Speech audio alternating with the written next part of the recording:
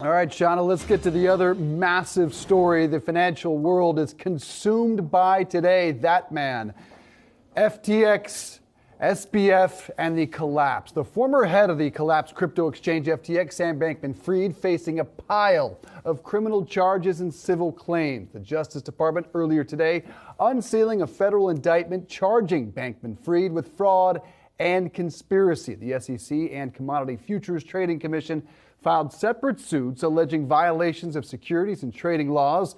Yahoo Finance's Alexis Keenan joining us with the details. This was action-packed, a very large indictment, 8 charges. What are we learning? 8 counts and the Department of Justice's criminal indictment. That's the big one, right? So that was handed down by a federal grand jury. And here is what they say Sam Bankman-Fried is guilty of. We've reached out to him to get comment as well. They say that he committed wire fraud against FTX's customers, also conspiracy to commit wire fraud against customers. That's basically lying in order to get customers' money into the enterprise, right? Into that FTX entity platform. Also, conspiracy and wire fraud charges against lenders. Now, that goes to allegations that there are bogus financials given to lenders in order to obtain loans from his entities. Also, conspiracy to commit commodities fraud going back to 2019. Now, those first violations I was mentioning, or allegations, those go back to 2019 as well.